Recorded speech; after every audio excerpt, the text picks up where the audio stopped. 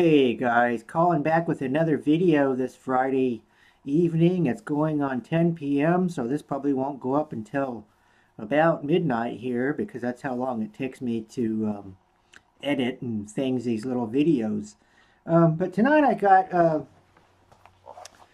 Manitas de Plata and the flamenco guitar. This is a 3-album set. Now, this was originally released in 1965. This was recorded in a chapel in Arles, France in 1963. Now, this version here I have was released in 1967 in the United States in a Book of the Month Club type deal. Now, Mr. De Plata there, his original name is Ricardo Baliardo, and he was born in a gypsy caravan in southern France. Manitas de Plata means little hands of silver, and I guess that's kind of his persona or stage name he went by. This is just a few notes I have written because I can't remember a lot of things. This album was recorded in a chapel in Arles, France. And he would not play in public until the death of the Django Reinhardt, another famous guitarist from back then. Now, the reason I'm showing this Manitas de Plata flamenco guitar album is because I really didn't know too much about flamenco.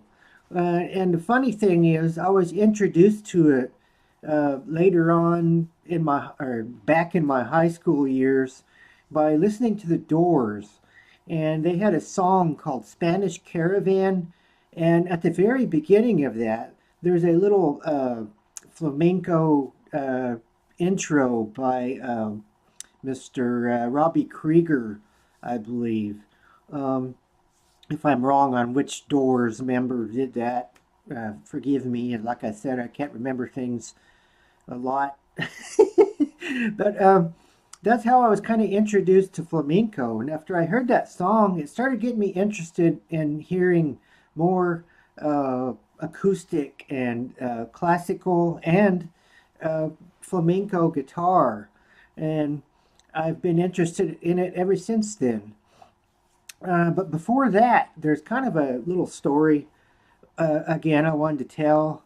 When I was a kid in grade school, I was a huge Elvis Presley fan, a little 10-year-old, jumping around on his bed with his air guitar and whatnot, shaking my legs and all that. I tried to imitate Elvis and his moves and things. But I went with I happened to go in a guitar shop with my mom back then. And I seen this red guitar hanging up in the guitar shop there.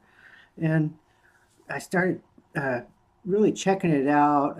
The people in there took it down and let me look at it. My mom was there too. And I had no idea how to play the guitar, but boy, I sure wanted to try to learn how. And my mom bought the guitar for me. I forget how much it was. Back then, it was probably quite a bit of money, even though it was a used guitar and we didn't really have much. But she bought me that guitar, and I remember having it for a while. It was a reddish guitar with like a faded black or a grayish around it, and then on the pick guard it had these designs with these swirly emblems and some flowers and things. It was a western guitar, western theme guitar. But I remember having that for a while, but eventually things got tough again for us, and my mom had to pawn it at the pawn shop. That place was called Skernopsky's Pawn Shop, and naturally there was a couple of old gentlemen inside there, and I believe they were Jewish. And I think my mom pawned it for like $20 or something back then because we either needed something to eat or we had to pay a bill. that's kind of how things went back in them days when I was a kid. My mom and my grandmother were always hustling for money for us to eat or to pay a bill so they won't shut the lights out. And I do remember sitting around a few times, well, more than a few times in the candlelight, either with no light. Sometimes we wouldn't have heat, um, or things like that. Uh, or a little side note, when we wouldn't have any heat and we couldn't take a hot bath, my grandmother would boil water on the stove in pots. Uh, yeah, I don't know how that took place with us not having any heat, but she could still have uh, but the stove still heated up. So she would boil water on the stove and pour it in a bathtub along with some cold water, and that's how I took a bath. But I just remember them always, that was always a hustle. I would go with either my mom or my grandma or both of them, and we'd be going all over town trying to hustle money up somewhere, borrowing from relatives or friends. It was kind of a circle that way. It was constant.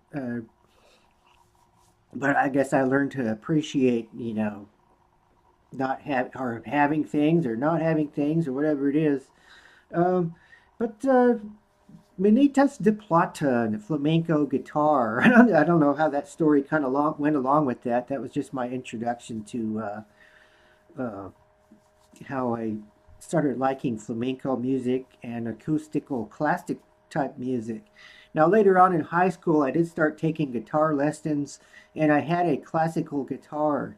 Um, and then later on in my older years, probably about 6 or 7 years ago, my mom went and bought me another guitar and gave it to me as a gift.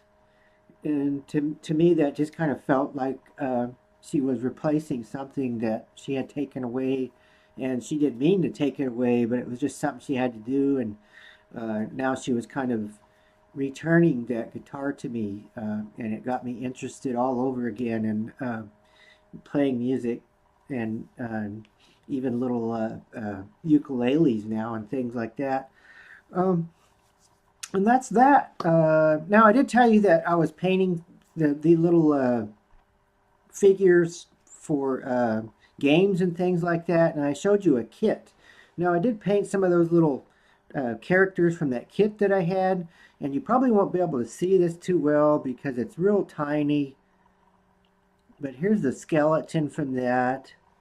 Um, and here I have a green orc, which is kind of a fantasy type character, and you probably won't be able to see him because this green screen business is going to block him out.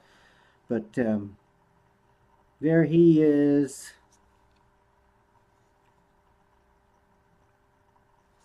And next weekend, I'm going to paint, or this weekend, I'm going to paint another figure. And next weekend, I'll show you how this one came out. And this is going to be a little griffin that's half eagle and half lion. And I'm going to paint on that guy probably tomorrow. And that's my video for tonight. I'll probably be trying to think of 5 things I don't want. I'm going to do a contest, and you know who you are. And Colin, over and out, and weirdos unite.